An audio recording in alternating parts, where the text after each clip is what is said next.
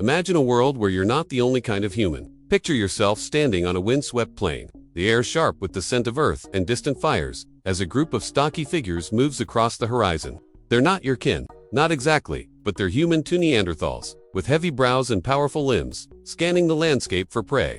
Nearby, a different group, taller and more slender, might be Denisovans, their voices carrying in a language you'll never know. This is no fantasy. This is our planet, hundreds of thousands of years ago, when at least 8 distinct human species walked the earth. We were not alone.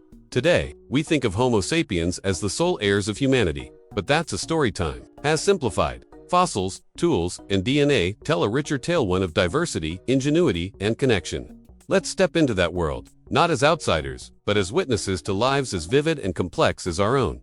Who were these other humans? How did they live, love, and survive in a world so wild? And why do we, their distant cousins, stand alone today? Start with the Neanderthals, our closest kin. Far from the brutish cave dwellers of old cartoons, they were masters of survival. In Europe's icy forests, 400,000 years ago, they hunted. Megafauna, like woolly rhinos with crafted spears, their points hardened in fire. Archaeological digs at Scheckning in Germany reveal wooden weapons so balanced they rival modern javelins. Imagine the skill and patience to shape a tool like that, to track a beast through snow, to coordinate a hunt with your band. These weren't mindless brutes. They buried their dead, sometimes with flowers, as seen in Shanidar Cave in Iraq. Picture a Neanderthal family, mourning a lost elder, placing blooms in the earth. Doesn't that feel achingly familiar? Then there's the Denisovans, known from a mere handful of bones in a Siberian cave. Yet their DNA stretches across Asia and into modern Pacific Islanders. They thrived in harsh climates, from tundra to high-altitude plateaus. A jawbone from Tibet, found in 2019, shows they adapted to low-oxygen environments. 160,000 years ago, long before Homo sapiens reached those heights. Think of them scaling jagged peaks, their breath steady, their tools chipped from local stone. They weren't just surviving, they were exploring, adapting, claiming the world. Cross to Africa, and you'd meet Homo heidelbergensis, a likely ancestor to both Neanderthals and us. At sites like Broken Hill in Zambia, their tools hand axes, symmetrized with obsessive care. Hint at minds that valued beauty as much as function. These were people who could plan, who could teach. Imagine a Heidel elder showing a child how to strike flint just so, the spark of understanding passing between them. Isn't that what makes us human? Don't forget Homo erectus, the long-distance runners of our story. For nearly 2 million years, they roamed from Africa to Java, leaving fire pits and butchered bones at sites like Zhoukouti in China. They cooked, they shared, they endured. Their brains, smaller than ours, still grasped the power of community. Picture a band huddled around a flame, the night alive with predators, yet safe in their circle of light. Doesn't that resilience echo in us? Lesser known are Homo naledi, with their small brains but complex rituals. In South Africa's Rising Star Cave, their bones lie deep in chambers only reachable by crawling through stone. Were they hiding their dead? Honoring them, the debate rages, but the image lingers. A naledi, torch in hand, navigating the dark to lay a companion to rest. What drove them? Faith, love, we may never know, but we feel the weight of their actions. Homo floresiensis, the hobbits of Indonesia, defied a brutal world with tiny bodies and nimble minds.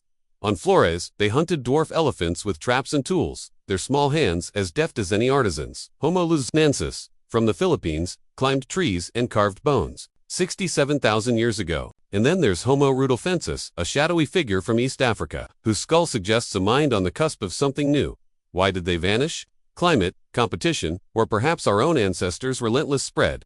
Their DNA lingers in U.S. Neanderthal genes, shape our immunity. Denisovan traits, our high-altitude grit. They're not gone. They're woven into you. As you stand in this ancient world, surrounded by the ghosts of our kin, you can't help but wonder, what was it like to share the earth with these other humans? Picture a Neanderthal and a Homo sapiens meeting at a river's edge, their eyes locking in mutual curiosity or suspicion. Did they trade, fight, love? Ancient DNA whispers of interbreeding, of children born with traits from both. In your own genome, fragments of Neanderthal code might hum, shaping your nose, your skin, your strength. These weren't distant strangers. They were family. Consider the daily grind of their lives, not so different from ours. Take Homo erectus, those tireless wanderers. At Demoncy, Georgia, 1.8 million years ago, archaeologists found a skull of an elder with no teeth, yet the bone showed he lived years after losing them. His group fed him, cared for him, just as we'd care for a parent today. Imagine the scene, a fire crackling, the elder chewing softened meat passed by a younger hand. That's not just survival, that's compassion, the kind that binds us still. Or Look at the Denisovans, whose tools, found in Mongolia's Altai Mountains, show a flair for precision. A 50,000-year-old needle, carved from bone, speaks of sewn clothing purposes, perhaps, to fend off Siberian winters. Picture a Denisovan mother threading sinew, her fingers nimble, crafting a garment to keep her child warm. Isn't that the same instinct that drives us to bundle up our own kids against the cold? Homo floresiensis, those pint-sized innovators, faced a world of giant Komodo dragons, massive storks. Yet on Flores, their stoneflakes and fire pits reveal a people who tamed their island. They didn't need big bodies. They had big ideas. Think of them weaving traps from vines, their laughter echoing as they outsmarted prey. Doesn't that cunning feel like something we'd cheer for today? Homo naledi's mystery deepens in those South African caves. The narrow passages of rising star, barely wide enough for a human shoulder, suggest deliberate burial. Imagine a naledi, grief heavy in their chest, squeezing through stone to place a loved one in eternal dark. Why go to such lengths? Was it fear of scavengers? A belief in an afterlife? We grapple with those questions now, staring into the void of our own mortality. Homo heidelbergensis, meanwhile, left clues of a symbolic mind. At Boxgrove, England, 500,000 years ago, their hand axes were overcrafted, almost ceremonial. Were they gifts, status symbols?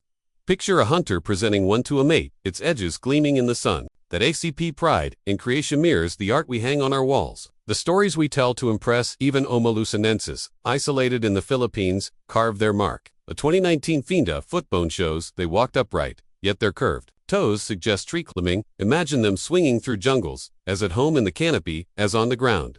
Their tools, small but sharp, hint at a life of resourcefulness.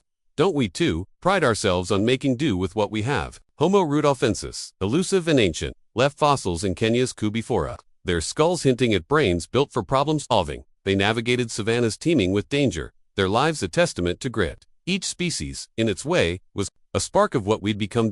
So why are we alone now? Some point to climate shifts, ice ages that choked resources. Others say Homo sapiens, with our relentless spread, outcompeted or absorbed the rest. Sites like Omo Kibish, in Ethiopia, where our species emerged 200,000 years ago, show us already crafting complex tools, perhaps giving us an edge. Yet there's no triumph in their loss. Their extinction is our own fragility laid bare. Look around. You today at your hands, your thoughts, your drive to create. Those other humans, from Neanderthal to naledi, aren't just bones in a museum. They're in the fire we light, the stories we share, the love we bury with our dead. We carry their legacy, not as conquerors, but as survivors of a shared saga. Their voices, though silent, still echo in us.